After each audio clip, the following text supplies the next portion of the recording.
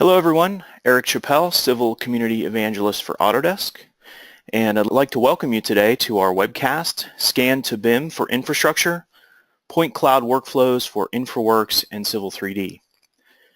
With me today, the stars of our show, Ramesh and David, are going to be telling you about Point Cloud Workflows. I think Ramesh is going to talk to us about InfraWorks and David about Civil 3D, so you're going to get the full gamut of how point clouds work in these two flagship products for us here at Autodesk. Before we turn it over to them, I'd like to tell you a little bit about our webcast series in the event that you're new to it. This is something we've been doing. In fact, Ramesh and David and I were talking before we got started. It'll be 3 years that we're doing this webcast series in April, so we're coming up on 3 years. We've been doing it twice a month. We try to stick to the first and third Wednesdays of the month, but sometimes we get a little off track if there are other events going on. This month is one of those times because of Autodesk University and the Thanksgiving holiday. Things got a little off track, so we're late this month, but it's okay. We still pulled it off. And as far as why we do this, the goal really in general is to bring you folks, the users of our software, closer to the people who create the software.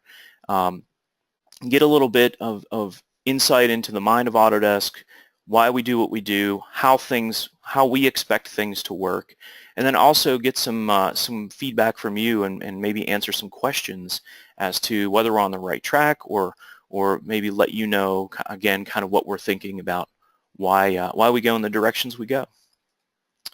Our next webcast, by the way, we're gonna take a little bit of a different path. We're going to talk about Plant 3D. So I know many of you on this call are Civil 3D and InfraWorks users.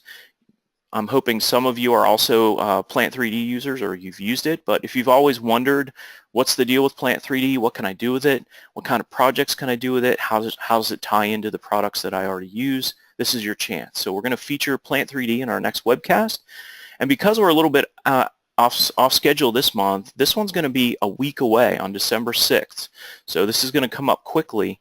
You're going to see information come out right after today's webcast about how to register for that webcast. In fact, the registration page, if you want to hit it, is already on the community site, which you see as the second bullet down there on the bottom, civil-community.autodesk.com. So if you want to get a jump on registering, feel free to jump over there and submit your registration. It only takes 5 seconds. Just enter your name and email address and hit submit and you're in. So again, that's coming up Wednesday, December 6th. That's only a week from today. We want to know what topics you want to see in the future. So you have a questions panel on your GoToWebinar interface, so feel free to use that.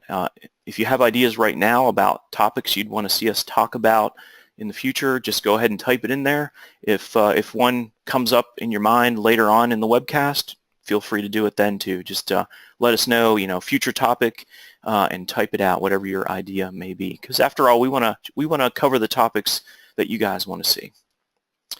Our Civil Engineering Community Center, it's still pretty new. It's been out since August, but we've got a fair amount of folks who probably haven't seen it yet.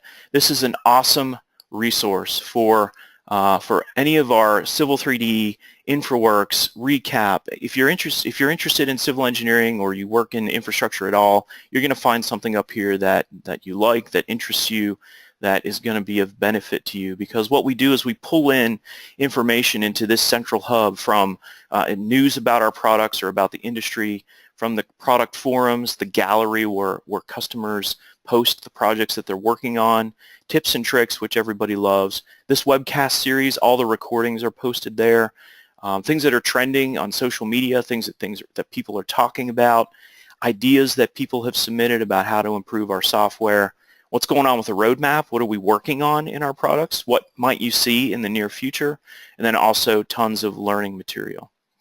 So be sure to check that out. Bookmark it. It's updated literally by the minute with new feeds coming in from discussion forums and such. And there's always new content up there. So definitely check it every day.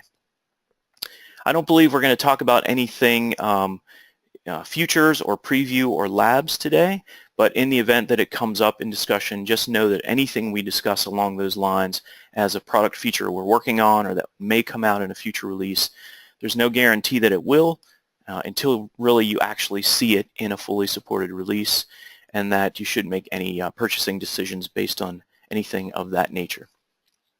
We encourage you to ask a lot of questions. Because of the size of our audience, we can't unfortunately open the phone lines, but we encourage you to use the questions panel.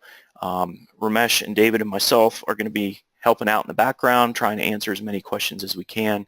And in the event that we can't answer your questions, we'll follow up with you after the show. So with that, I'm going to turn it over to our first speaker, Ramesh, and he's going to take you through the InfraWorks side of point cloud workflows. Ramesh, it's all yours. Perfect. Thanks, Eric. Thanks everyone for joining today. Let me show my slide. Eric, can you guys see my screen? Yes, I can. Perfect. So today what we're going to do is using point cloud data for infrastructure design, basically. So I'm going to be covering the InfraWorks part of it, how to extract the information from different types of point cloud data, and then David will follow it up and how to use those information in Civil 3D for the design purposes, basically. So I can expect that most of you guys working with the point cloud a lot, especially on the mobile and static arena, and a lot of customers using the drone based as well, getting the point cloud data set for usage purposes. The big question comes is, once you have this large data set sitting on your computer, what are you going to do with it beyond visualization part of it? That's where the InfraWorks tools comes into picture. And just this slide is basically to let you know that different types of point cloud user can import it and get it done without worrying about what type of point cloud, what density it is. Let software deal with those things. As a user, you don't have to. I just have a few slides just to go through what the software can do. Then I'll jump into the software and show those capabilities. The first thing what software can do is when you bring in the point cloud data, you can actually remove the noises and generate the terrain or the surface very nicely, very clean surface for you to create your contours or anything you want. Works very well for the drone-based applications because you have large data sets. You want to do that as a first thing, and software does it by automatically classifying or the flagging the points which are surface and non-surfaces to get this job done. And it's not only for the drone, even for the mobile data, high resolution data sets, you can bring it in and now you can remove the noises and generate the terrain. I'm not saying this surface is the all and all, you're going to use it for design.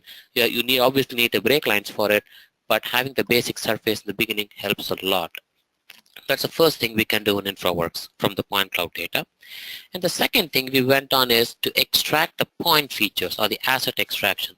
I can expect this is very important for the ex-topo asset design or the assets for the GIS purposes. How about converting a point cloud like this to something like this, where software can recognize a group of points as a specific feature. In this case, we are talking about street lights and the trees and the signs, so that now as a user, extracting the asset or ex-topo, as I mentioned, is a simple job. Now you can actually basically, software does a heavy lifting of recognition part. As a user, you basically come in and say, yes, it did a good job, or no, change it to a different, it's like, for example, it recognized a tree as a street light. You can just change it and move on with it. But heavy lifting has been done by the software already. So that helps a lot on the asset extraction part. And the third and most important is the linear features, extraction of break line information. You can do that. So we have some automation methods of extracting line. Like you see here, you tell the software what you want to extract, and software goes ahead and creates a 3D polyline. But it's not just about the roads. Even the roads, you can get the top and bottom of the curbs and the barriers, or it could be the railroads or the power lines. So we added a cross-section based capability. So it's a little bit flexible for a user to extract a 3D polyline from the point cloud data with very ease. And of course, you can export everything in a format. In this case, we are exporting as a 3D points and 3D polyline shape files. You can take it to a variety of softwares to get your job done. Today, we will be focusing on Civil 3D part, but as a user, whichever is convenient to you, whatever you want to get out of the point cloud data, you can take those files and do with it. So that's the gist of what you can do from the point cloud data from the inception, in the sense from the raw point cloud, creating a surface, creating a point features, and creating a or extracting a line features has become simpler and simpler in InfraWorks. So let me jump into the software where I will show you some of the new tools we added into the product to make this whole workflow easier. I can understand that some of the customers are new to these tools, so let me start with the basics. First thing is the point cloud terrain. So this is the InfraWorks. I'm sure you guys all know about the InfraWorks. You load the point cloud data as a data source. You basically click the data source here, and point cloud, you bring in the RCS file directly in here, which is what I did in this particular area. And once you have it, if your objective is to create the terrain, very simple. Click the point cloud terrain tool and the software comes up with the UI. I just opened one file. That's why you see only one item here. But if you open multiple of them, it'll automatically batch it, so you don't have to worry about it. And the parameters, we keep the optimum so that the software can decide what's the best parameters for the given area in your data set. But there are sometimes user wants to play with it. Like for example, I was dealing with one of the drone data which is a little bit mountainous terraneous in a couple of weeks back, and there when I go with optimum, sometimes it takes away the tip of the mountain or something like that, but I really want to maintain that part. So in those cases I go ahead and use a custom, make some finer details so that I keep those information in my terrain. But most of the cases for infrastructure projects, you can leave it as optimum and software does a good job on creating the surface. And pretty much the whole intention of this UI is to kick off the process. You don't have to change any options or anything here. The software takes care of it. I usually put my results in a new proposal so that I can compare and contrast with the original and the processed one. But for practical usage, you don't have to. You click the start processing and software does the job for you.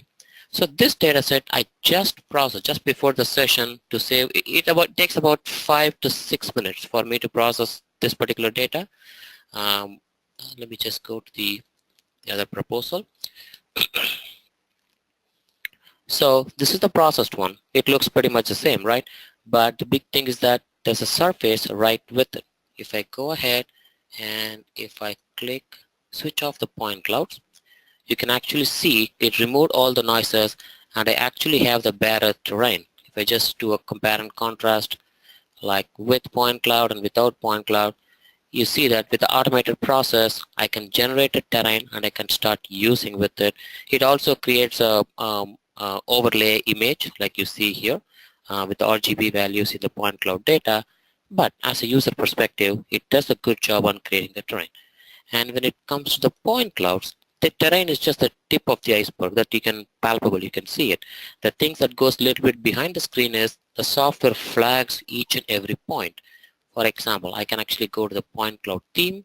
You can invoke point cloud theme right from here. And if I add, there are different themes you can look on. By default, it goes to RGB colorization view. If you want, there's elevation, a lot of themes available. Let me focus on the classification. That's what software just did. When I press OK, you see that there are multicolored things happening. You can see each and every tree is isolated automatically. Same thing with the street lights and the light pole, not the light pole, the power poles and everything. And also not only that, you can actually see the paint stripes, even the curbs, they're all in different colors. So even the cars for that matter, you can actually see the cars on the road isolated from the individually. So that's the whole point of this tool. It flags each and every group of points so that as a user and as a software we can make a intelligent decision on what those group of points are and convert them into a desired information features like a line or a point for our work.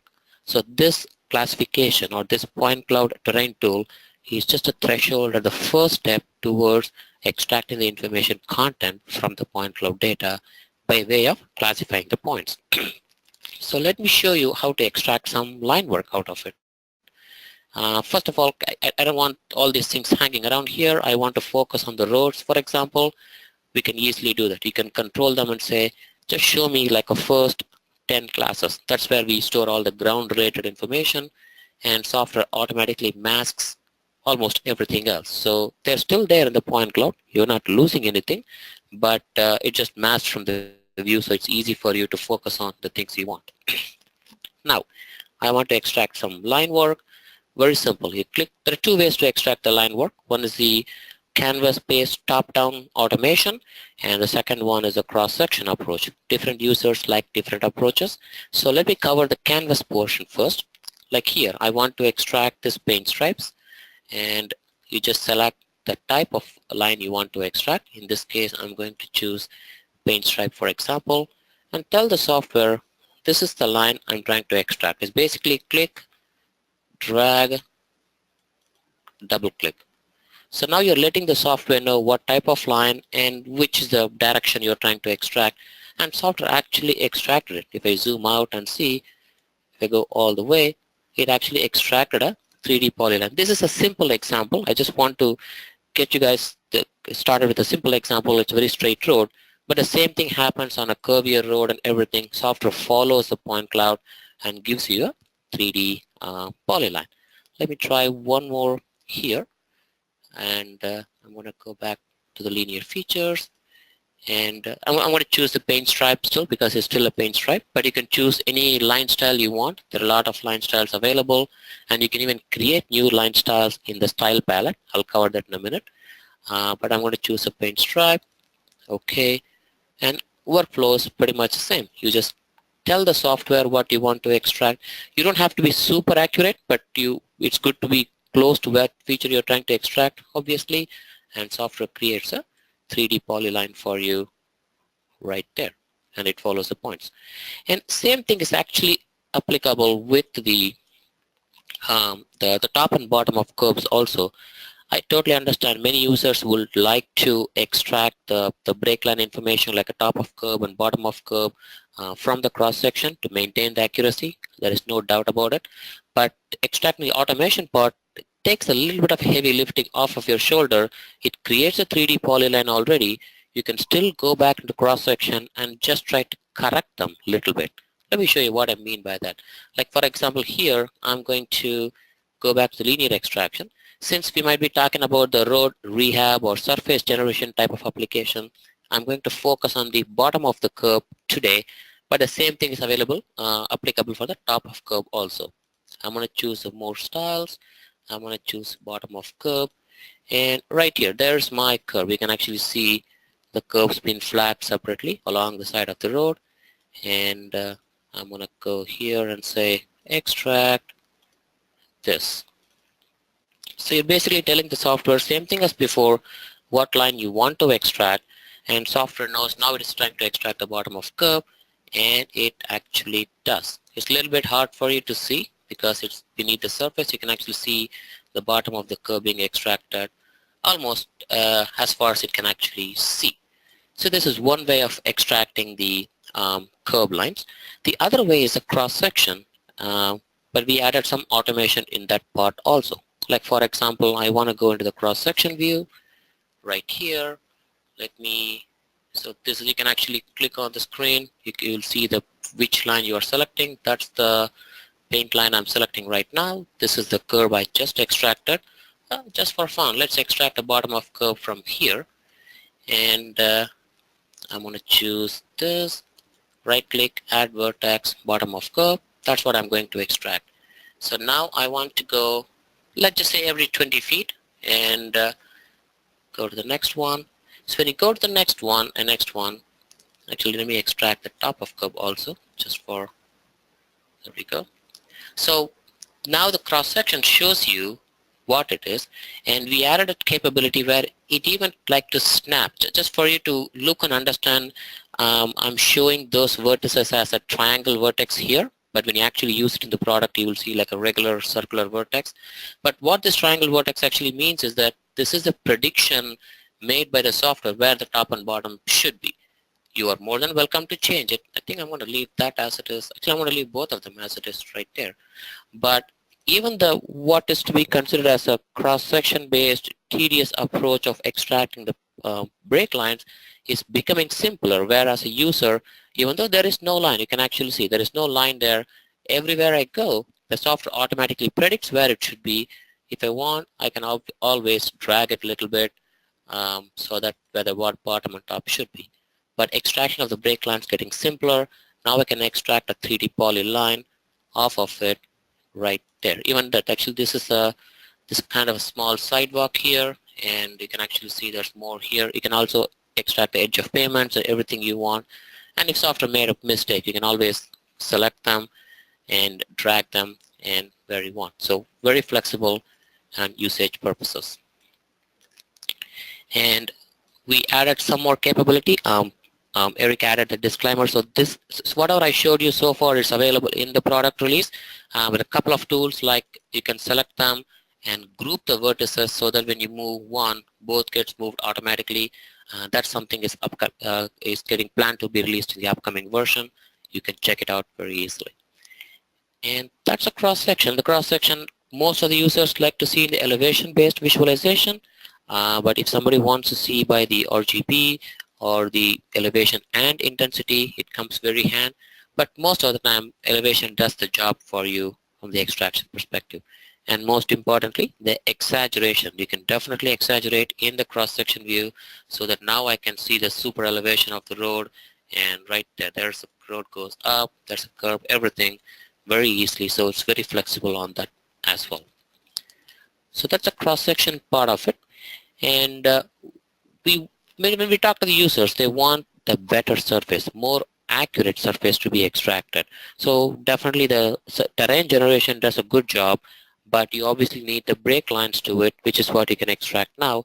In addition to it, many customers asked, what can you do in between them? Like I want to do some road rehab kind of a stuff, or the bird baths and the things, potholes, the data, I want to see it. So we want to enhance it a little bit.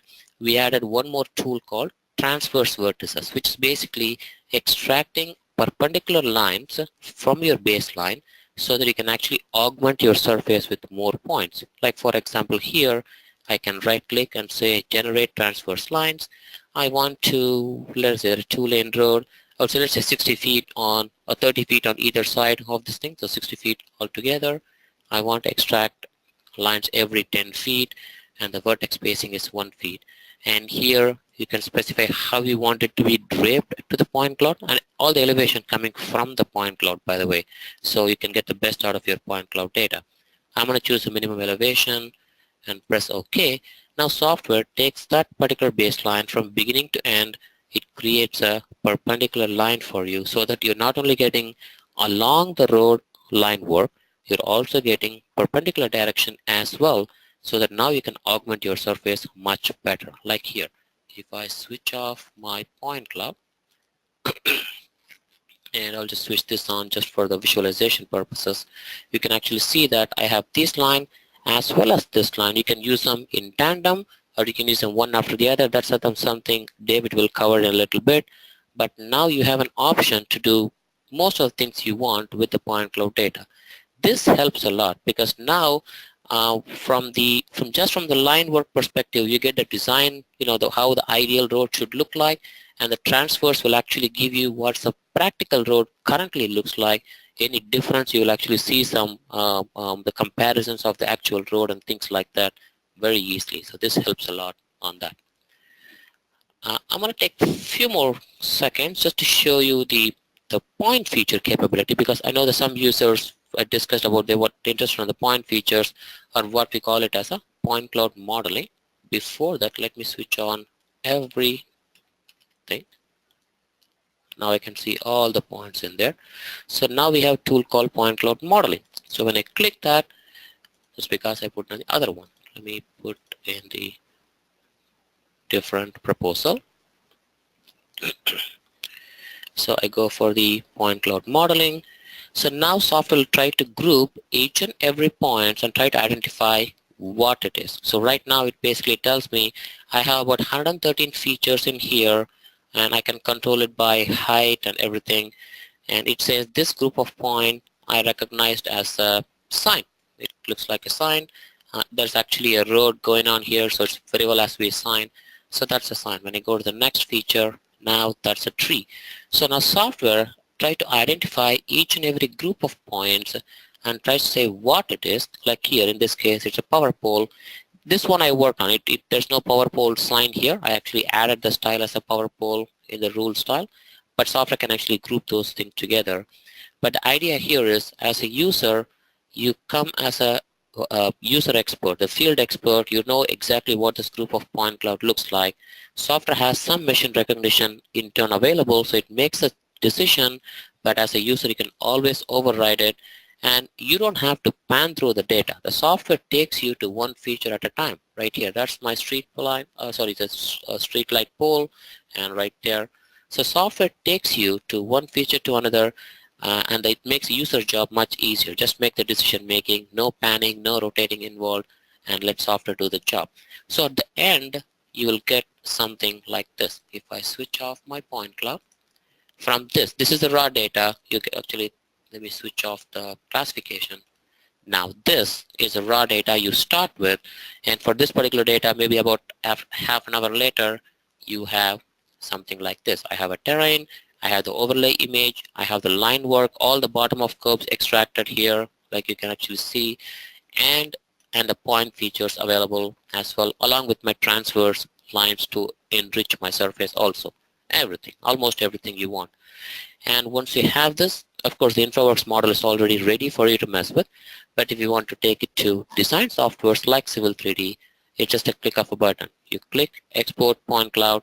Here, it gives you all the point cloud related derivatives. Anything you extracted, you can just export in one shot. The ground grid points, now we can actually create a surface from the ground grid points only. Like I mentioned, I was messing with a data set about 16 gigabytes of aerial drone data set a couple of weeks back. One of the great customers shared the data with me at AU. When we did that, we processed it, it brought it down to like a GB or something, and the ground gridded points even less than that. And you create a contour, we compare the contour looks pretty good actually. So now you can handle the large data set like that in a matter of, that particular data took about half a day or so to get it done, makes it very valuable tool in the point cloud processing.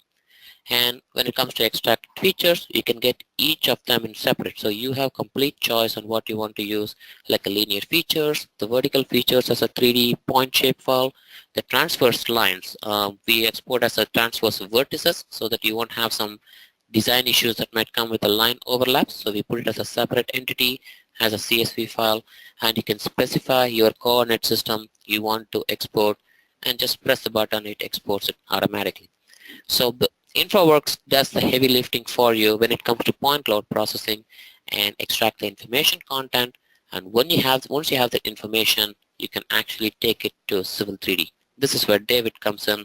I would request David to show some of the Civil 3D capabilities. Good morning and good afternoon, everyone. It's great to be here. I'm really happy to be able to be part of this group. So we'll start out here. I'm going to cover the Civil 3D part of the discussion, or the receivership of data, I should say. So reality capture for infrastructure using LiDAR extracts within Civil 3D. And just a quick note, Ramesh and I have been working together for almost a decade on the techniques to move data back and forth with multiple softwares.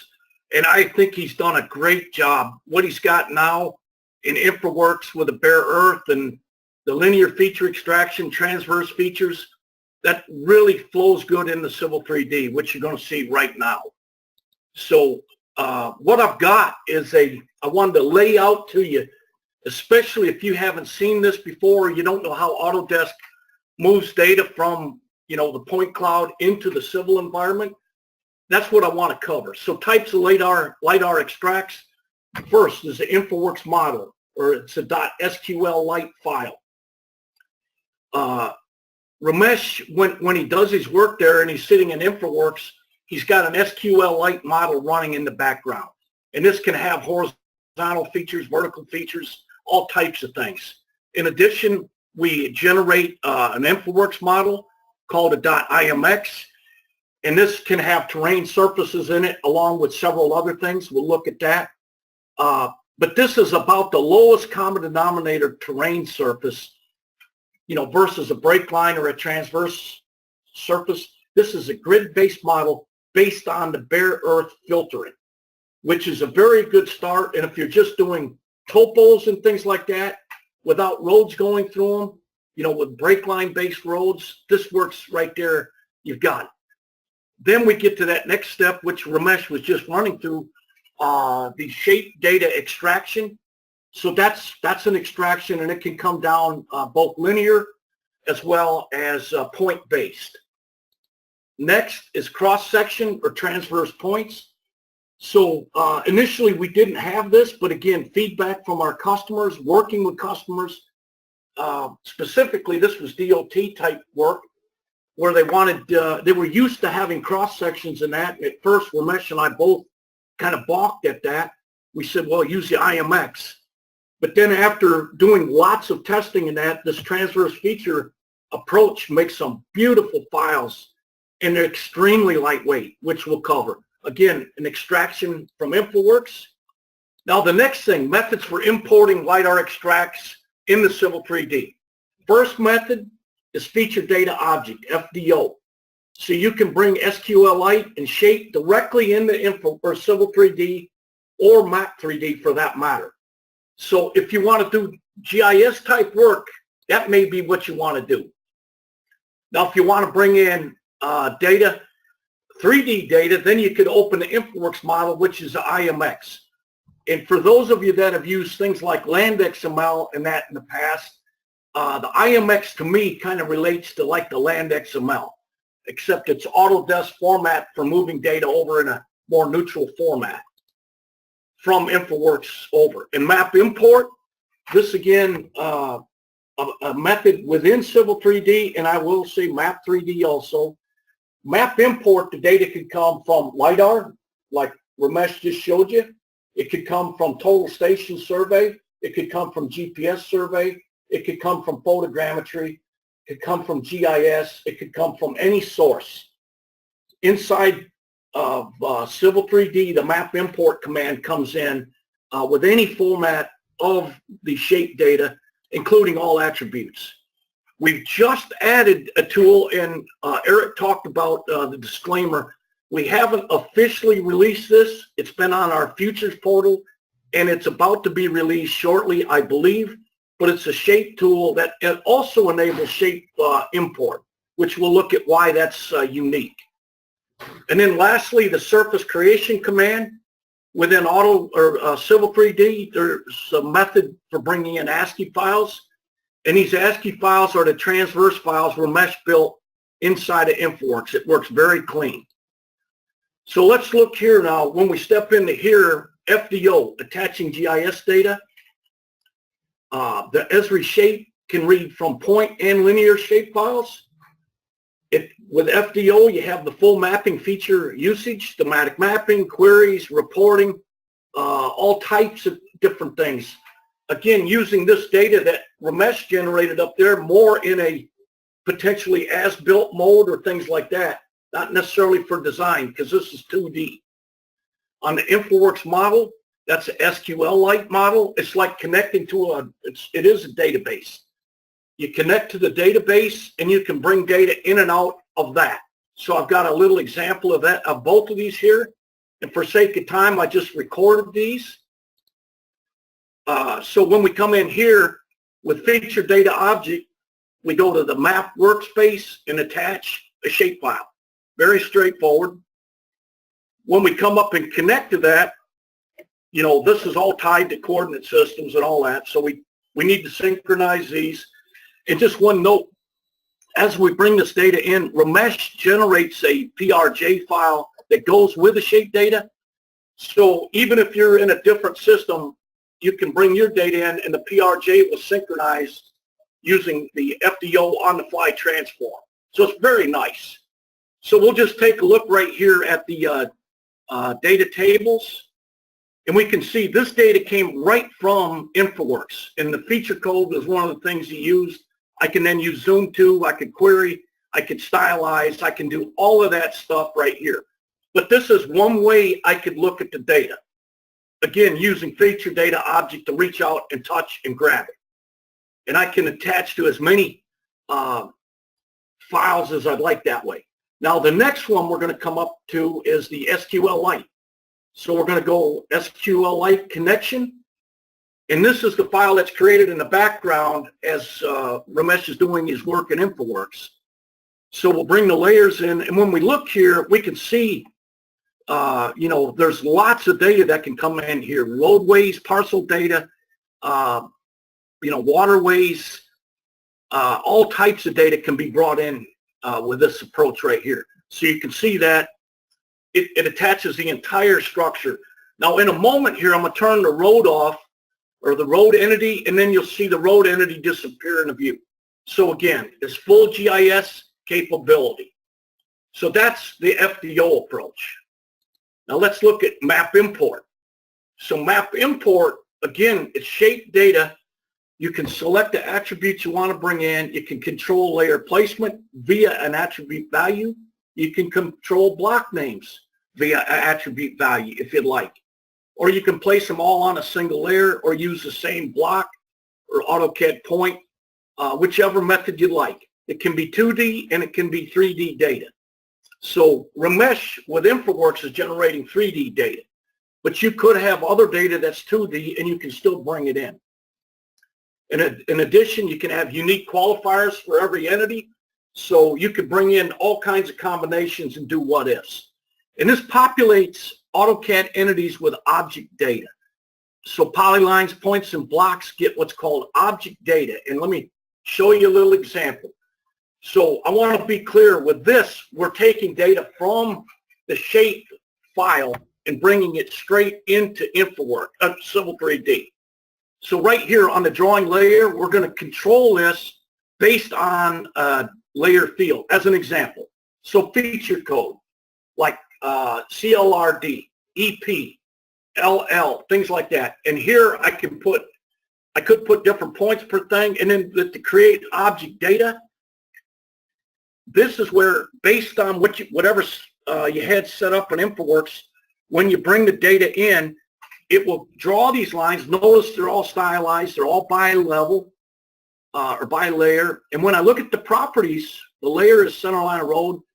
It's because I'm reading the feature code center line of road.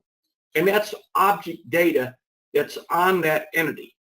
So a lot of things like airports and that require object data on the civil data.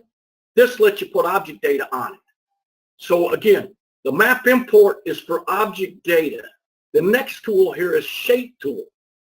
And this, on top of just being able to bring in points and lines, can also on the fly create Kogo points and surface feature lines. And the main difference is it uses what's called property sets, not object data. So when we bring this in, this is the way you need to think about it. You can have a complete schema in your drawing, in your DWT or your drawing template that you create your drawings with.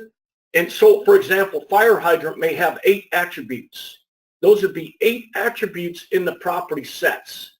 Okay, and the fire hydrant would be property set and then 8 attributes.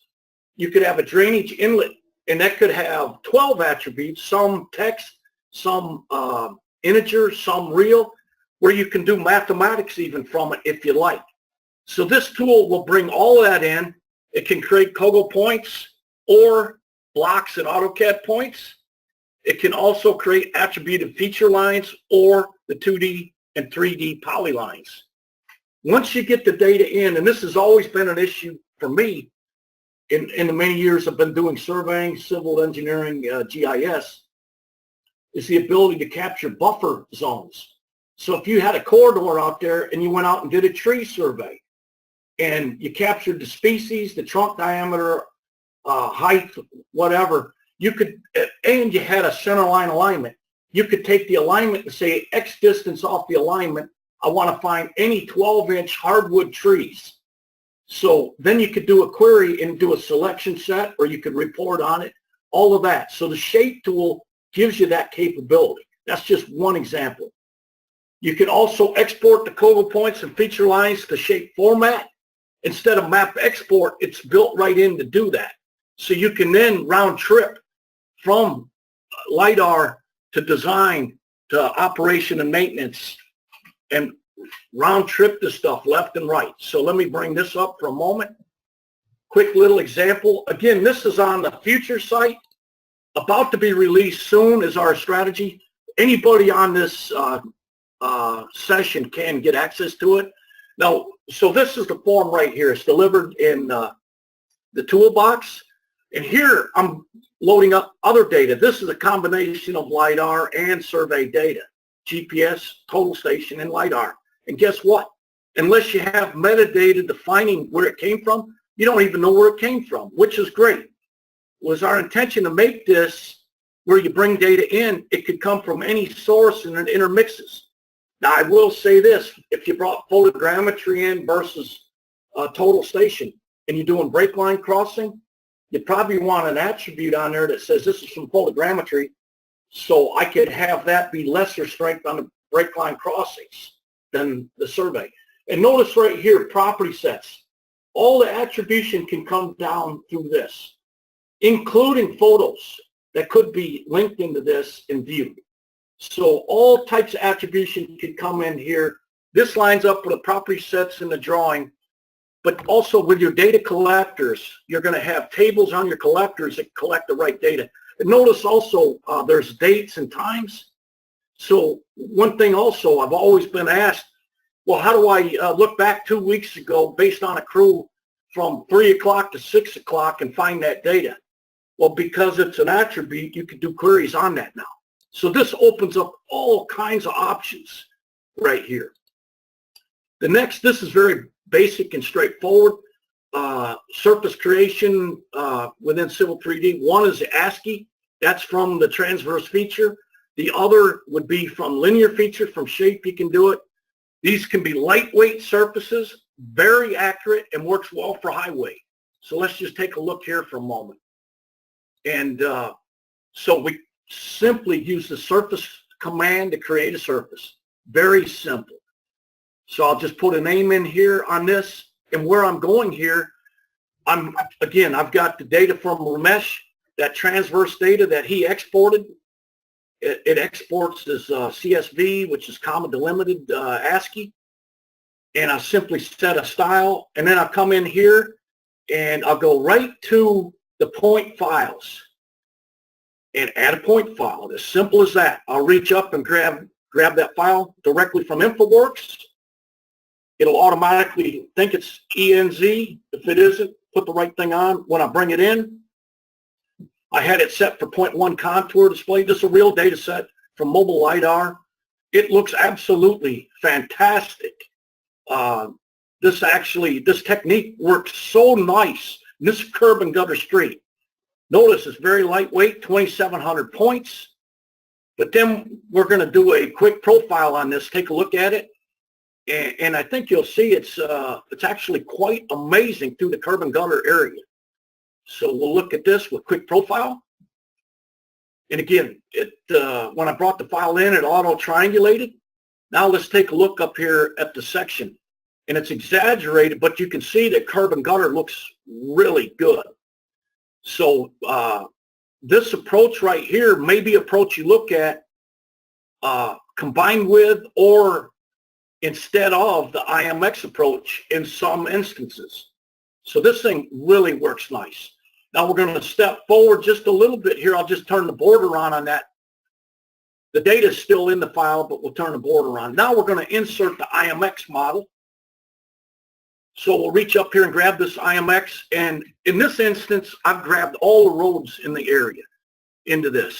When I look at the refinement, notice I can have different roadways turned on or off, other things like drainage, terrain surfaces.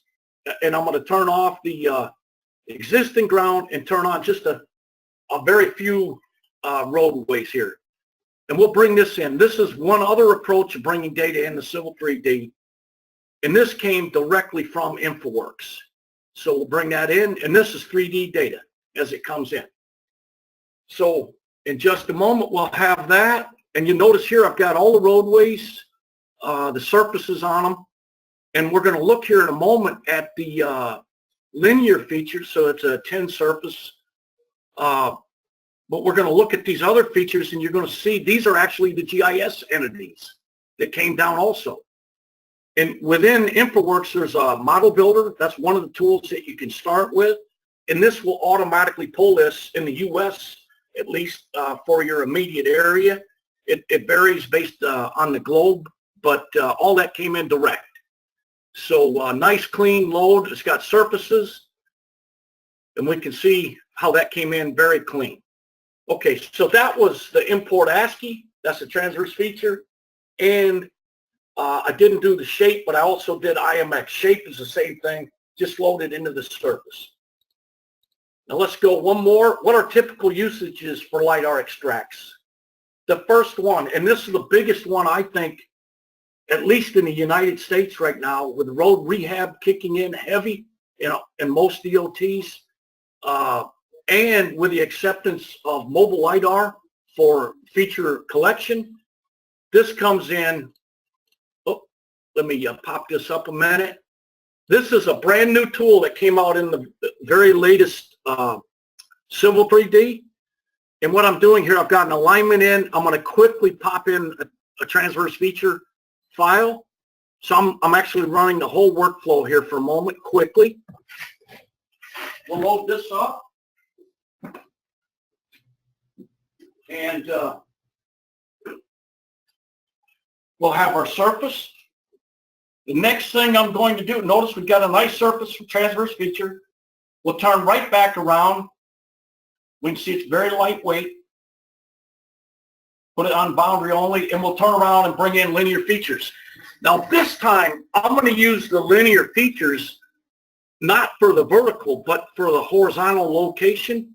And these are going to drive road resurfacing. So as this data comes in, I brought the data in. Of course, it's got its names. It's got object data on it. I know what it is. And I'm going to turn right back around and run this is the new tool right here, corridor rehab. And this will utilize all of that LiDAR data beautifully. So I've got an alignment in there. I flip it to rehab, and then I'm going to pick targets. These targets came directly from LiDAR. Now, they could have came from total station or whatever. Like I said, it doesn't matter where they come from. Once they're in the file, we can come in and select them. So we'll get our targets for our roadway overlay, and we're using the transverse feature to do delta checks to find the best slopes. And I'm not doing any justice of the corridor feature here. I'm showing you, though, how it integrates. And in just a moment, see, it builds these. You don't even create sub-assemblies. It creates them on the fly. Okay, and this can be multi-lane that finds the best fit. So notice here I'm going to like mill and level, different settings, and watch the section. It will change up top. And that's a pure corridor modeling going on right there. In a moment, we'll have it. And so what that did, using the LiDAR data, completely the LiDAR data, we did best fit on that entire thing of the optimized corridor. And I will say this, it's tied to a grid. In this grid here, when I change a slope, it will go through and it'll change all the values. So it's a unique setting. There are DOTs that will say they're saving millions of dollars on the milling and leveling using this approach. So if you haven't looked at that, please do. It's a biggie. I already popped up engineering surface. That's the really obvious one. Of course, you're going to want surfaces. Planometric layout could be another thing. Because you can extract linear features and point features, you can use it for that. GIS analysis, that's why I showed you FDO to begin with. You could use this straight up for GIS. As-built data capture, you could combine planometric and GIS and surface and do as-built. And if you think about it, optimized roadway is somewhat as-built also. Asset management, again, that's because you have object data or property sets. It lets you do whatever you want. So you can go forward. Construction inspection. The beauty of this is you could scan bridges, for example. And if you need to confirm propose to design, you could, I didn't show all the tools here, but there's different ways with Navisworks or Recap to take the design versus the proposed or the scanned. So lots of things you can do there on construction. And then operations and maintenance. And again, that's because all that attribution can go with a feature. It's not just a dumb feature. And that's all I had. I was going to turn it back to Eric, and Ramesh and I'd be happy to take any questions you have. But thank you, Eric, and thank you, everyone. You've got it back. Wow, that was a great presentation, both of you. I'm going to switch to my screen again, and maybe just to review some of the questions that we did have. There were some really good ones up there. Let me find that window.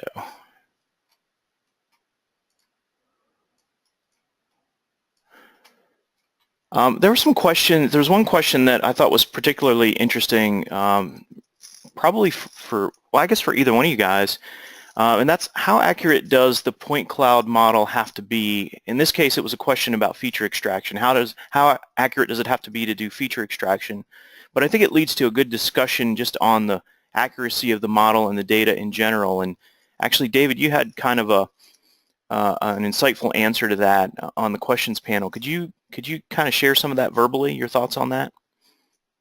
Sure. And Ramesh, don't hesitate to jump in. Let me give you an example. A Velodyne scanner could have, let's say, a 4-centimeter thickness. And what that means is from high to low, if you scan the surface of a road, a high to low, and it's not this, I'm using it as an example, but the high to low, let's say, is 4 centimeters. From that, for example, on the transverse feature extraction, you have the option to go high, low, or medium, okay? So, in other words, even though it's 4 centimeters, you're splitting it, or you're going to go all top, all bottom, in the middle. On some of the linear feature extractions, Ramesh, correct me if I'm wrong, but it will be all the bottom. So if it's that thick, it could have a standard deviation of the thickness or half the thickness. So, but this is where I'm going. So you could capture that data, and if you're doing road resurfacing, it may not be adequate for you if you need to be down to 2/300ths of a foot. So if you know you're doing road resurfacing, you may need to either add control points or look at using a different scanner, a higher res scanner like a Ferro, things like that get, close to millimeter. So based on what you're trying to do, or if it's bridge clearance, and it's got to be really tight, then you may, a terrestrial scanner would work just beautiful. But you need to decide what hardware you need to do what you need. And Ramesh's tool will find the best fit on the data, but you got to make sure as the engineer or surveyor what the right collection approach is. I hope that makes sense. Ramesh, would you like to add anything on that? No, I agree with you actually. I think the point cloud definitely relates to it. But if I think Simon asked that question, if you're talking about the resolution of the data, I think there's one other customer, one other user also asked the same question about airborne stuff. So as far as the feature extraction is concerned, if you can see it on the point cloud, you can extract it. So the resolution should be good enough for you to visually see the features in the data set. Then you can definitely use the tools to extract those things. But as far as accuracy is concerned, I completely agree with David. Great. There's one other question that kind of stuck out. Actually, a couple of questions that dealt with not ground features, so vertical bridge features, more structural, above ground piping. If I understand the process correctly, Ramesh and David, that stuff can still be modeled in ReCap and brought into InfraWorks and represented in either product. Do you have anything to add about how you might handle that kind of like above ground structural stuff that's been captured in the point cloud? Ramesh, you mind if I say something just for a moment on that? Please. Sure, go ahead. Okay, at the Florida Design Conference this last summer, we did a session on scanning. Actually, it was terrestrial scanning of bridges. So we were underneath the bridges, got all the piers, things like that. This can vary significantly, your technique. One technique, Ramesh's cross-section tool, lets you take a bridge, that's got overlapping Z and all that, put it in the section view if it's scanned that way. It just sees the point cloud. And you could auto-vectorize, any key lines of the bridge that way. Move it to Revit, move it to Civil 3D, move it to InfraWorks. So In other words, you could extract key lines if you'd like with InfraWorks. And then when you're in InfraWorks, the thing we showed down in Florida, one method would be to use the InfraWorks bridge tools and put it right on top of either the point cloud or the vector data. The second approach would be to send the data into Revit and use Revit tools to populate, the vertical structures. And of course, you could use AutoCAD also. But I think the real key on the extraction, if you wanted shapes, is the fact that Ramesh can get you in a cross section. You can see the overlapping stuff in the cross section. So you're not limited by Delaunay criteria on overlapping Z. Okay? I hope that makes sense somewhat there, Eric. Yeah, that's great. One last question. I think we have time for one more that just came in, dealing with assumed coordinates or local coordinate systems. Can we handle data that's on assumed coordinate systems with either of these products? I mean, Civil 3D, of course you can. Mm-hmm. Let me put it this way. Depending, if you've got a mathematical equation for it, one approach would be to define a custom coordinate system. And Civil 3D and InfraWorks utilize custom coordinate systems. So you could synchronize your lat longs to the system, whether that's a rotate, translate, or even a scale. And in fact, we've gone as far as taking Helmert equations and doing an affine geodetic transform of data. So there's many ways to do it. Autodesk has got some really good tools, and we run off the common library with InfraWorks, Civil 3D, and Recap. So there are ways to do it. We could do a write-up or a webinar just on that technique. But Ramesh, would you like to add anything to that? No, I agree with you on that, Shiv. Sorry. Okay. I was answering questions. Yeah. All right. Well, that's great. Appreciate the answers to the questions. There's one more that came in that actually I can answer. And actually a few people ask if the session's being recorded. It absolutely is. And you'll be able to find the recording on the community site, civil-community.autodesk.com, pretty soon after we wrap up here. So it should be there by the end of the day. And I also wanted to remind everyone one more time about our upcoming webcast. Remember, this is only 1 week away on December 6th, 12 to 1 Eastern. Our presenter will be Buddy Legnan, and he's going to be talking about Plant 3D. So if you've ever wondered what Plant 3D does or how it can help you and your company with the projects that you work on, it's a great time to get up to speed on it. If you're already familiar with Plant 3D and you want to learn about what's new in the latest update, it's a great opportunity there as well. So the registration page is up already on the community site for that, and if you're a customer already of our webcast series, you'll be receiving an email with information on how to register. So I wanted to thank Ramesh and David one last time for an amazing presentation. This is going to be a great addition to our library. There were tons of great questions. You guys got in really deep, which is what folks really love to see.